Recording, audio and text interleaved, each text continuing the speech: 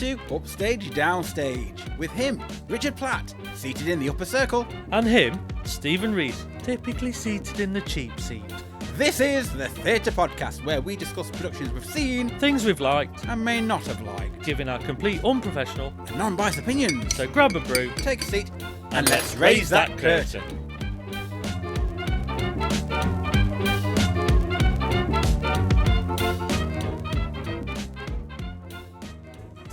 On today's episode, we'll be discussing A Knight's Tale, the musical. We saw this production at Manchester Opera House on the 10th of May 2025. From the producers of recent stage smash hits, 222 A Ghost Story and 101 Dalmatians, comes the rip-roaring tale of chivalry jousting heroes and villains. Based on the iconic 2001 film starring Heath Ledger, A Knight's Tale builds on the film's cheeky, anachronistic charm, amplifying the romance and layering it with all the crowd-pleasing hits, resulting in a rollicking, heartwarming show that's both nostalgic and fresh. So Stephen, what's it all about? Will Thatcher, a peasant squire whose master dies, decides to don his armour and impersonate a nobleman, Sir Ulrich von Liechtenstein, to compete in high-stakes jousting tournaments and chase his dreams of greatness, alongside his loyal friends, Roland, Wat, and the clever forger, Geoffrey Chaucer. Will travels across medieval Europe, evading authorities and embracing the thrill of defying his station. But first, our post-show opinion! Well, my tankard was definitely half empty for this production. Quite messy, but still entertaining-ish. So, with all that said, let's Set the scene! Okay, so here we are, ready to record our podcast for A Knight's Tale. And as a precursor, I'd just like to say that it's been a while since we actually saw it. For me personally, I never saw the film that it's based off, nor have I read the Canterbury Tales book, which that stems from as well. So I have going in to see this production. I had no idea what it was about. Even the programme doesn't say what it was about. And after the first act, I still had no idea what it was about. And as I come to record this now, I'm still a little confused as to what it was about. So, well, haven't you set your stall out? So that's my get out of jail free card for not knowing what the heck I'm talking about. But now it's on me. But first and foremost, let's describe the set if we can for the listening viewers. We can do that. Just about. I suppose really the easiest way to describe the set is very much like a medieval Britain banqueting hall, but also, you know, the buildings that were all made out, there was a lot of wood around rather than, you know, everything was wooden arches and three levels. So you got your ground level, the middle level and the top level that would got, your band was on the top level, and the middle level was, it almost looked like a Tudor bridge that you'd have seen in pictures from old text or old pictures of you know, and there was a lot of shields and motifs on the shields around that replicated the different houses of England, really. I think that's what you were seeing. You'd got your typical jousting pageantry, or almost like you'd see in a Shakespearean production or something that was set in old medieval England, really. Tudor-esque. Yeah, it was Tudor-esque, and you could tell that there was an element of modernising it and playing with a bit of it when it comes to costumes and stuff. So, but I know you can't get that from the stage, but you could tell that they were using a lot of vibrant coloured light that then would change it from being a... There were mirror balls as well, and it changed it from just being something that was based on a fully Tudor or Shakespearean production to something that was going to be more than that. Yes, so from the from a new viewer to this, as an audience member, I thought that the stage design incidentally was designed by Tom Rogers, who also did the staging for Here and Now, the musical. I just thought it was excellent, visually stunning. Yeah, because I mean, as I say, I didn't know anything about it. I mean, this could technically have been done on a blank stage with none of this setting. At all. You know, all you needed was like some of the wooden tables or essences of hints at the place which they are at. But they didn't just do that. They had the whole the set of a Tudor. It was a Tudor design which made it look like it was a banqueting hall, Yeah. doubling up for like a large pub or meeting area, and it allowed different settings within that space. And you also had throughout, when they had jousting tournaments, you had the wooden seating, tiered seating. So they came in to be played. So they came in every now and again, breaking the scene up for the exterior scenes as well. And I can't remember now if they were used in some interior scenes as well, but they just allowed it to be broken up. And as well as the whole design of the set, you also had the pop use of the market stalls, the traders, the Emily who did the iron ore, she made the swords. Yes. Blacksmith. The blacksmith, rather. Yeah, sorry. So there was a lot of extra little details that came. There were onto the set elements as well, of that Tudor medieval period, Yeah. the whole crossover, and I which also helped a great deal. And I also thought it lived up, because sometimes we've seen productions in the past where the poster doesn't emulate what you're going to see on the stage. Oh, good God, no. And I feel like even with this, You're not touching upon the Crucible by any chance, are you? maybe, but I think when you walk in and you see, like, you basically see the nice helmets. the nice helmets and the nice helmets, the or knight's helmets. the knights, well, both. They've probably But got you a nice knight helmet. But they used quite a Tudor view on the poster, but modernised it with neons and things like that. Exactly. And I think for me, to then replicate that sort of style on stage, you felt comfortable in knowing that from poster to production, it actually links really well together. Yeah. Same as like we say, we're here and now. You looked at that poster and it looked like a supermarket, and that's what you got. You know, Yeah. you got the aesthetics of it as well. I think what was great about this set in particular was the fact that whole period, because they went to town on that Tudor-esque period, Yeah. it grounds it in reality. It does, grounds it in that time frame completely, because when it does verge off into the Miracles and the current or modern pop songs, Yeah, it only ventures there, but it brings you back. exactly. But without that setting, it could come across as just being an old story being told in modern day, Yeah. which probably wouldn't. Well, also it would almost take a bit you of out of the story. a concert piece rather than a production of any It's value. sort of a bit like you know. Six, the musical in a way. Yeah, If it wasn't for the gowns, that could have just and a been bit like anything. Chicago. In a Oh, way, yeah, because that's stripped away as well. That's just a Yeah, bare stage, really. yeah. And also, I think there was one thing to mention in the set. There was hidden sort of ladders and things within the sides of the stage that looked wood effect. You didn't really see them until people were climbing up and were getting around the Yes. stage a lot. So and also they used simple mechanisms where there was a dolly with just a stage. It almost was what looked like a gate, but actually that was the jousting sort of barrier, and there was little things like that came out, and also to add to that, sorry for interrupting you. Alright. When they did the jousting on the horses, yeah, that was quite good. Now, Yeah. just remind me, were the horses on like full grown horses on trolleys, or No. were it people with like in a costume? no, with two it legs? was I even can't cleverer remember it. than that. What was So it? basically, if ever you've seen the stilts, but they're running stilts where they've got a bounce sprung lever in them. Yeah. The actors were actually on stilts that bounced when they moved up and down. Oh, okay. So that's what gave it the movement of a horse, because yeah.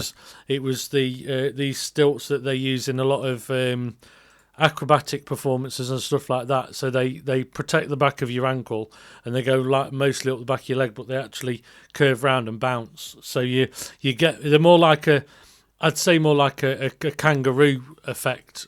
When somebody's bouncing around, they take the pressure, but they also give you that motion. So that's what they're actually using. Oh, that was interesting. Yeah, obviously, as I say, it has been a while since I saw it, and there's just elements that I just can't remember the details in. Yeah. So it was. I'm glad you paid attention. Yeah, I don't miss a few things like that, but because it does fascinate me the way to do it without actually.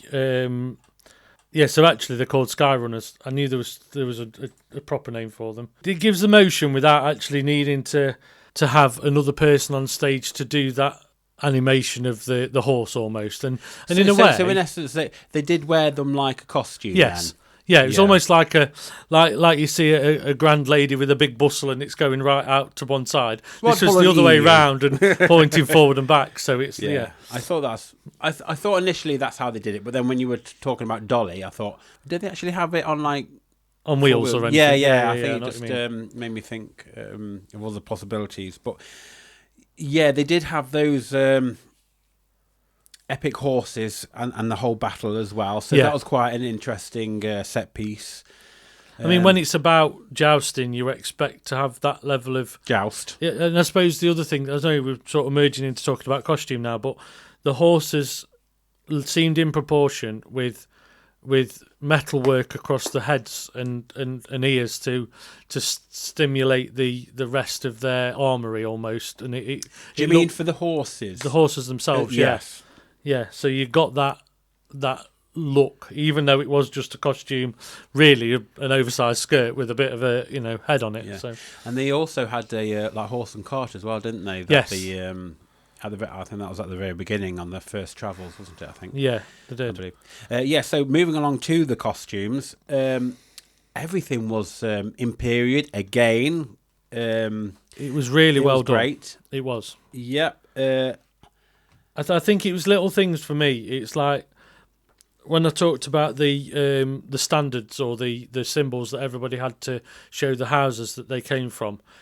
It felt like that flowed through to their costumes because everybody had different shields or different family shields, or everybody was wearing something that gave them authenticity from where they came from, the lineage. Because the whole production really is about lineage and hiding your identity almost, especially when you're trying to be the nobleman. Yes, exactly. From being a peasant. Yeah. So I think Gabriella Slade, she did amazing as the costume designer on this production. Because I've got a feeling a lot of this isn't real leather, even though it's been made to look leather. Because it would be too heavy to perform in if everything in the costumes were even the solid, chainmail and stuff. Yeah. But to make it look aged and to make it look worn and weathered, which it did, for me, the production looked lived in, and that's important when it comes to a production of an age or an era. You've got to make it look like it's had a bit of wear and tear a little bit. Yes, and I think to make comparisons, in Six, a musical, all their costumes were very pristine, very clean,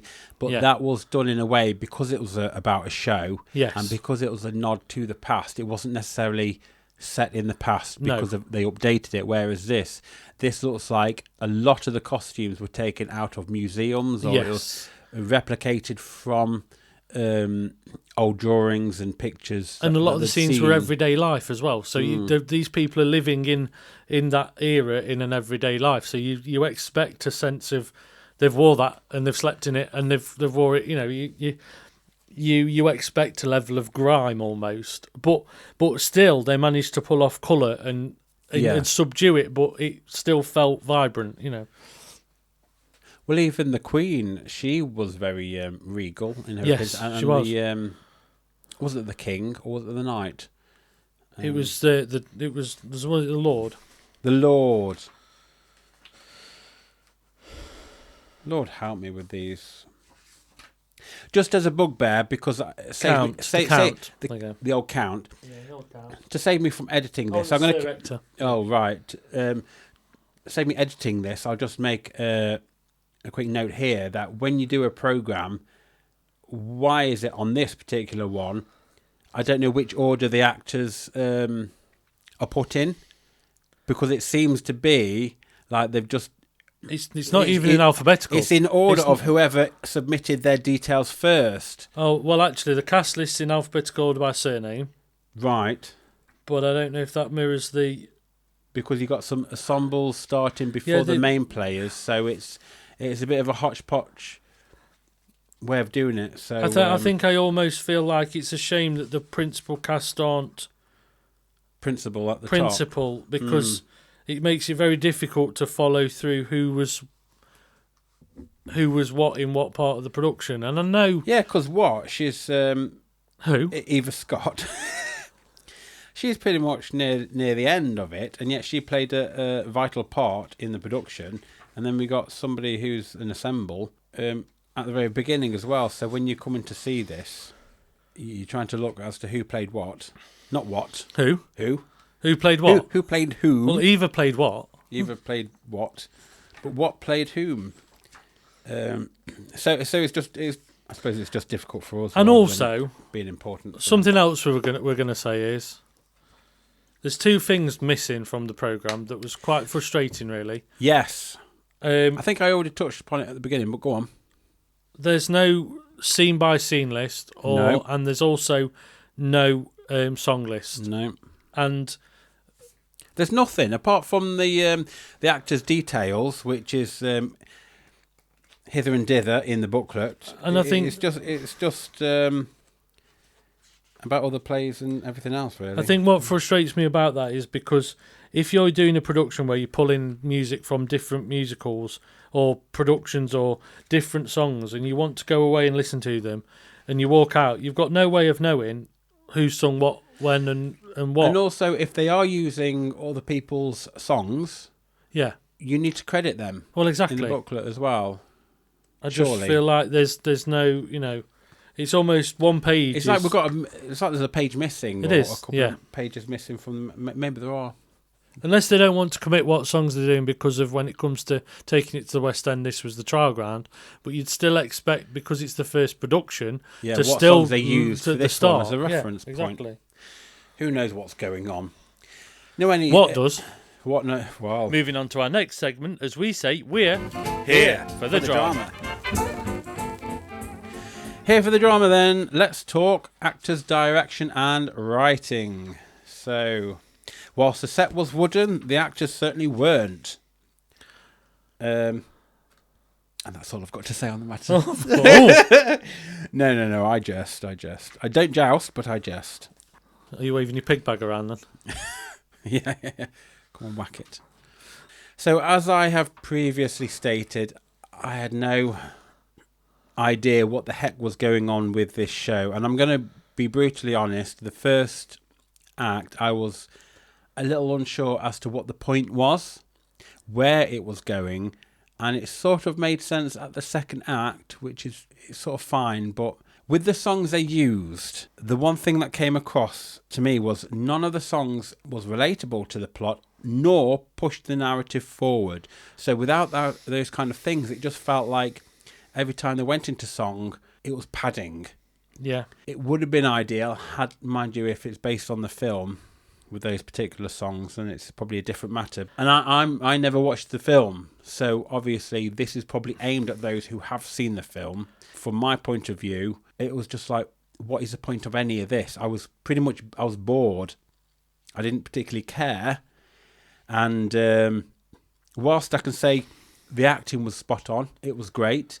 I took a liking to a lot of the actors, particularly the principal characters, and I followed their journey, and I liked the direction, I liked the choreography. It was an interesting show, put it that way. And I don't know if because of the songs didn't reference the narrative and pushing it forward or talking about certain things, because it was mostly songs, if you missed the bits of dialogue in between, you probably wasn't really following what it was about. And I think for me that did happen. I mean, I dare say a second viewing, I might reappraise it. However, initially watching this, I just got a bit lost as to what was going on. Yeah, I think, you're completely right. I think Oh, am I? Yeah, you are, for once. Hey. I think that, yes, the original film, I've seen it a couple of times, but I wouldn't say it's like up there with the best films ever. It's a comedy film. It's a bit of a parody. It's a bit of a, something I spoke about as we left the theatre is, as much as these songs were in the film, it doesn't mean they're going to translate to turn the production into a musical, because the music sits behind the scenes to move it along, whereas it doesn't. They're not put in the forefront to move the story along. I think what also something we commented on is a lot of the songs that were chosen, they sort of felt like they were being shoehorned into a poorly fitting shoe to actually make them fit the language or the lyrics or the words of the production on stage. They felt like they were like properly twisting them in there rather than blending them in because they made sense. There was a few times when I was going to say, because there's... Sorry, Karen. No, you're all right. Go for it. Because there was one particular song, I don't know if you can find it, where he sings about something, but they could have changed the lyrics for it to actually mean something and it within meant the nothing. production. No. What song was it? Do you have the list? Let me have a look.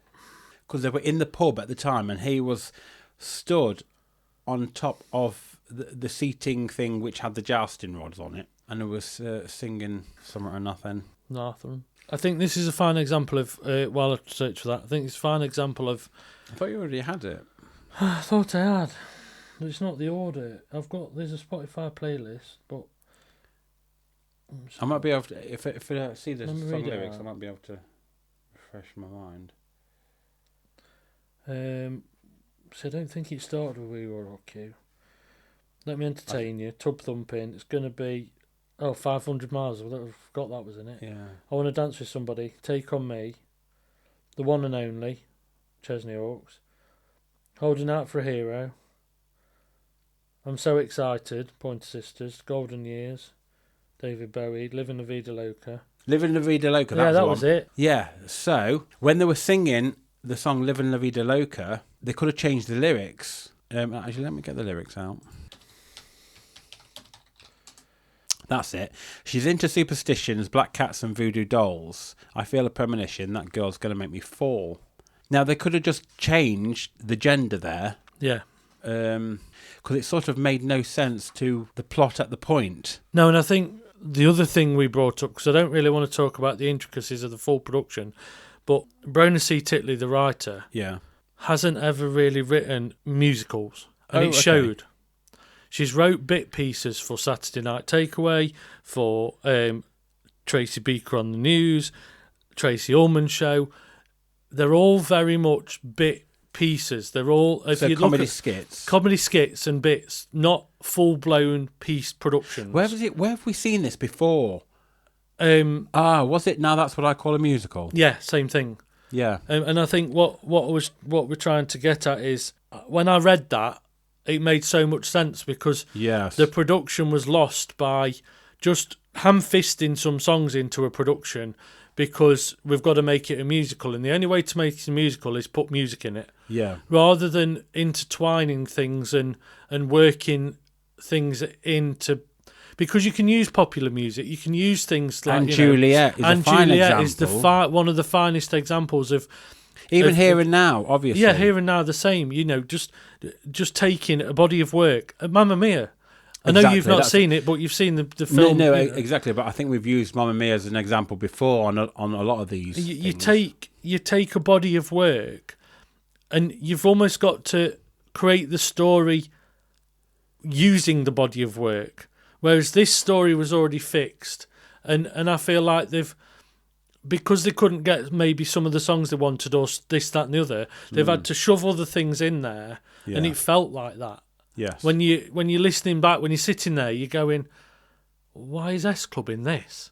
Yeah. But it didn't really work. It's like the storyline didn't really lean to some of the songs they sort of shoved in, Yeah, because it's like when you've got lyrics that sort of don't make sense to the narrative, but they're there because the chorus is catchy. Exactly. And they go on the chorus thinking it's uplifting or whatever, but actually the story behind that song has probably no meaning at all to the particular individual scene. No, exactly. And you've got to write that build-up because, take that song, for example, Living La Vida Loca. No part of that show was about a woman being into superstitions, black cats and voodoo dolls. Yeah. And it wasn't even this point where he was fancying a particular woman at the time. No, exactly. You know, for they never had that interaction No. at the point where she was being mysterious, or she caught him in a sort of a romantical daze. Yeah, at the exactly. Point. So it just came out of nowhere, just for the sake of it being. It was just weird. I remember at the time, even though I'm a bit foggy now, I remember at the time thinking, why didn't they just change the lyrics, or why this? Exactly. I mean, the other thing is, I was just looking down a few of the other things that the writer's done, and they've done quite a few bits where it's like Christmas specials, or you know, things like that, and it makes more sense when you watch this that's almost what we've got. Being part of Mamma Mia, I Have a Dream is all right, but Mamma Mia, I Have a Dream was a competition show. It wasn't a fully blown musical. It wasn't the weight of a musical. You know, the way Mamma Mia was constructed was with ABBA being involved. Benny and Bjorn were heavily involved in allowing slight tweaks to the words, or allowing, you know, slight edits of a song to make it intertwine into the musical. And also, Juliet, it's the also same. to remember on that point about Benny and Bjorn, they're not estranged from musical theatre, because they Exactly. wrote chess. Yeah, exactly. And also, they wanted to go down a musical route towards the end of their when they did shows on stage. Well, you could feel it with ABBA, the album. Yeah, they wanted to go down that the Golden route. Girl. Yeah, so, but also with Anne Juliet. Or the girl with the golden hair. You know, Anne Juliet used comedy writers from Schitt's Creek, but they Excuse me? also Wash but your they mouth also out. worked with Max Martin, who wrote most of the songs, to make those tweaks and make those. He allowed them to change lyrics and to make them fit. Yeah. The same way as Here and Now. That was Yeah. the same. There was certain bits from Steps that they used and tweaked, and they gave them the freedom to intertwine everything. You know. And perhaps it would have taken a long time having to sort through all the copyright and the licensing Yeah, exactly. through all these different songs Yeah. from different companies to actually tweak anything. Whereas I suppose with the Anne Juliet one, because he wrote the lyrics Yeah, exactly. specifically, and I suppose to some extent the Steps one, they were able to do that. Well, with Steps, Pete Waterman was also involved as well. So the whole machine Yeah, of Steps so was there. It had in more of the an mix. organic ground root sort of attachment to the production. Yeah, Whereas this is probably a bit further removed, a bit like now that's what I call a musical. Yeah, further exactly. removed. Yeah, And same so- principle. And I think as also, you know, I'll put this to you. Oh.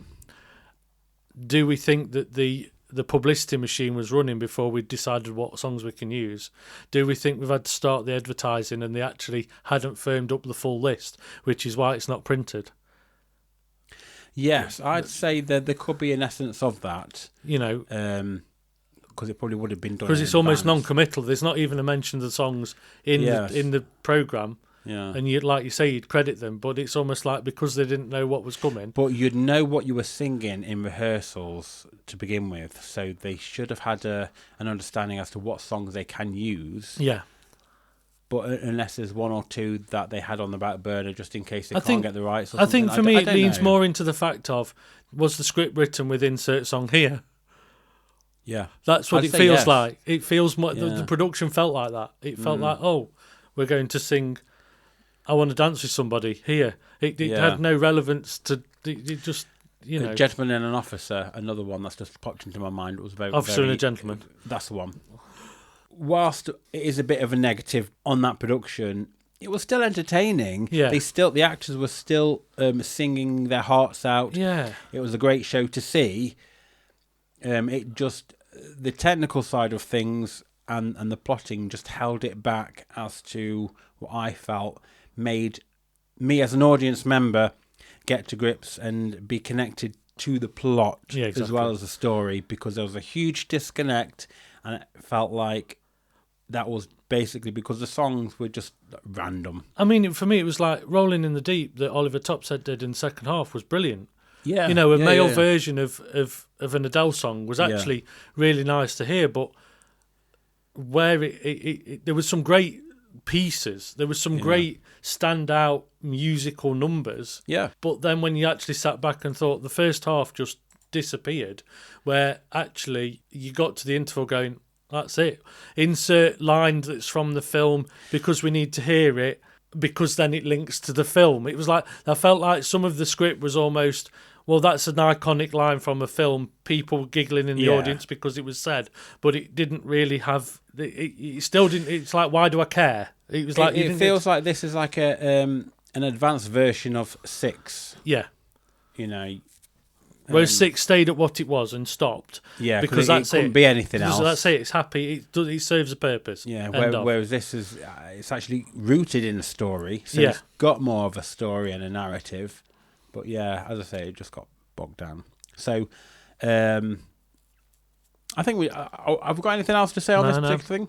Well, we might as well move on. Let's move on. Moving on to our next segment, as we say, What the Tech Is This? Now, the technical things about this show, Richard, do you remember? Is there anything you'd like to say on the matter? I mean, technically, it was good. I mean, lighting, the sound was brilliant. The as I said before, the link to the posters and the neons and everything, the colour use was really good. When you'd got, it enhanced the production by feeling fresh or new as a piece of theatre, but. And the band being on the stage above the stage, was really good, and the band were really good. Everything, technically everything was there and worked well. So I can't really discredit it for that side. Even when it comes down to, they used the breaking of all the wood and everything that you got around. They used light behind that to create shadows and cast shadows. So it gave you, it made it feel deeper and a bit bigger as a set. Yeah. Again, it could have just been a bare stage. It could have just been simple lighting, but they elevated it in various sections of it. And the final jousting scene was good, where they created where the 2 horses got lifted in the air, and there was a big scene in the air and stuff. But that was good. Yeah. So overall, I can't really, technically, it was really good. How would they have done that? That was people on wires. It was very similar to the way of like you'd do it for Mary Poppins and things like that, where there's wires and they tend to have a lot of smoke around, so you can't really see the wires. Yeah. So they tend to keep the stage quite dark, so you can't really see what's going off. Theatrical trickery. Yes. And now it's time for Rewind Rewatch. Richard, I'd ask you, but I think I might just start off by saying I'm probably going to have to rewatch this entire thing because it's so forgettable. There's not one individual scene I could actually think of or pick out that I'd watch again that sort of like got me, because the whole thing was just... Or maybe I could I'm just drawing a blank. something. I just can't think of anything. Maybe I could suggest something. Keep it clean. Watch the film first. Watch the film. Understand the film.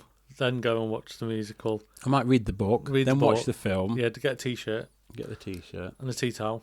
Yeah. Then you might understand what the musical's about. Or I can just ask ChatGPT to give me a summary. And yeah, but it struggled. Yeah. But I think I'd have to rewatch the whole thing just for me, because I know what happens. I know what it's about now. Yeah.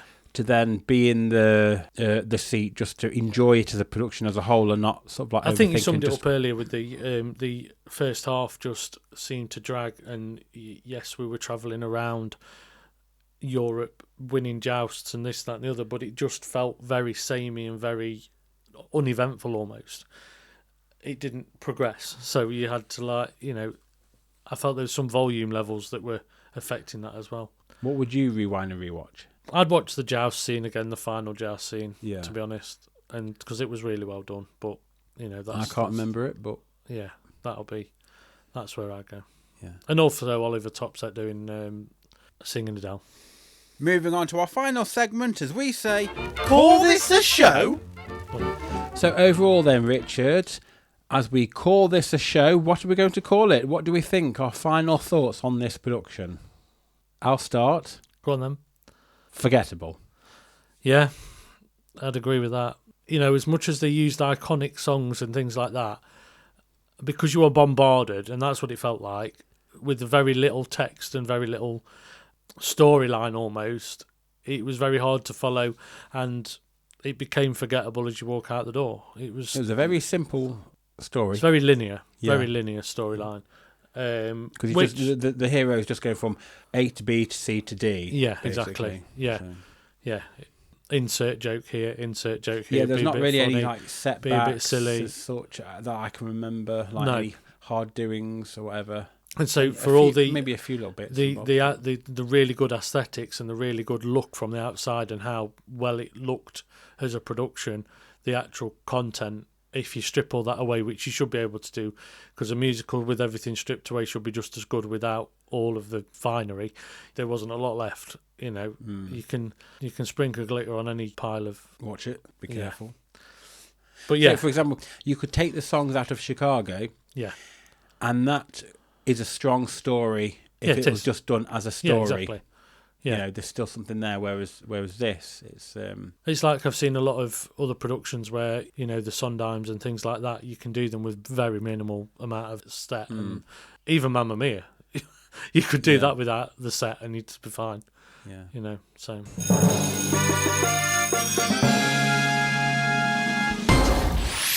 Scores then, please, Richard, for A Knight's Tale the Musical, on a scale of 1 to 10, with 1 being a top-tier production for guests at the round table, and 10 being worthy only for the dungeons.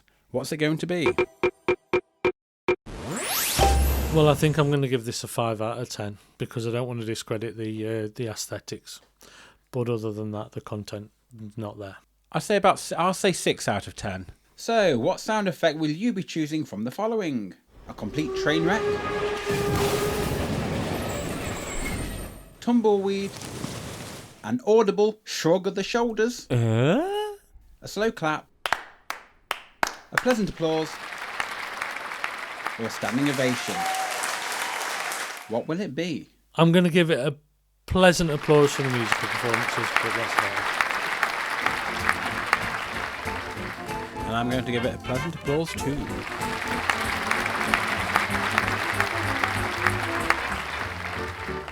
So there we are. That's our discussion of A Knight's Tale, the musical. We hope you found it insightful. If not, entertaining. Stay tuned as we bring you more of our thoughts and opinions on many theatrical delights in future episodes. If you'd like to get in touch, email us at upstagedownsstagepod@gmail.com. You can always join in the chat to share with us your views of a production. Also, make sure to follow, share, like and subscribe to all our channels so you get every episode the second it's released. And we hope you join us again for another instalment of Upstage Downstage.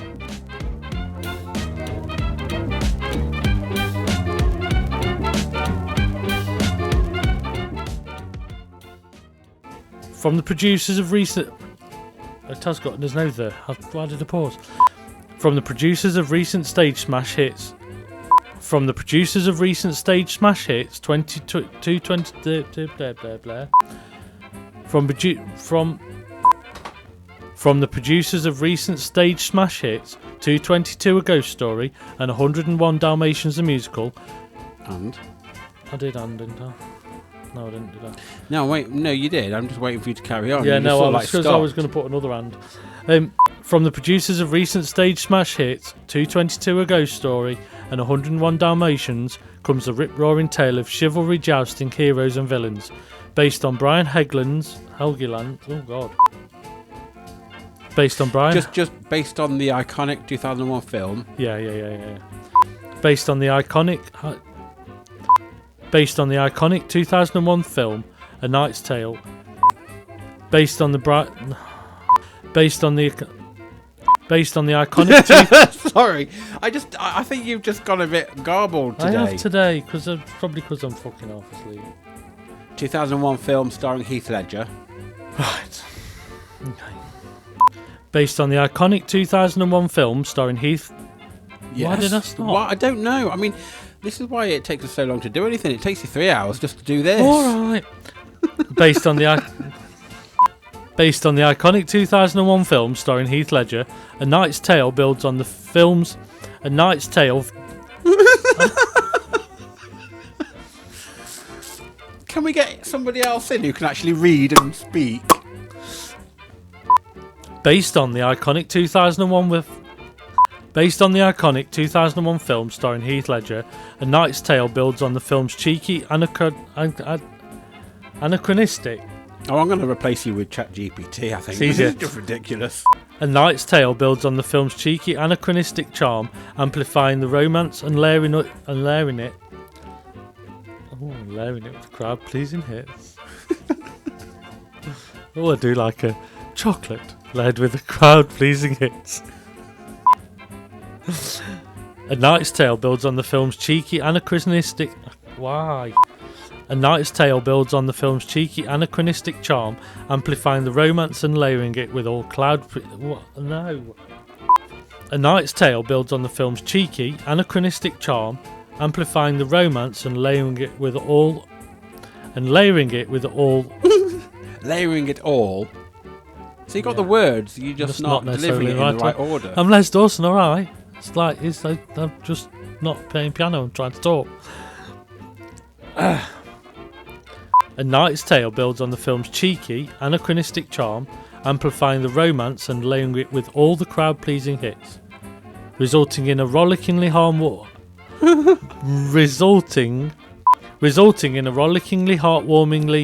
Warmingly. Yeah, it's because it's rollicking. So, Stephen, what's it all about? Will Thatcher, a peasant squire whose master dies, deciding to don his armour and impersonate a nobleman, Sir Ulrich von Liechtenstein, to compete in high-stakes jousting tournaments and chase his dreams of greatness, alongside... What did I say? Joisting. Yeah. Jousting. Oh, I was doing so well. Got further than I think me. you're just sabotaging me. I Got think I did further say than me. jousting.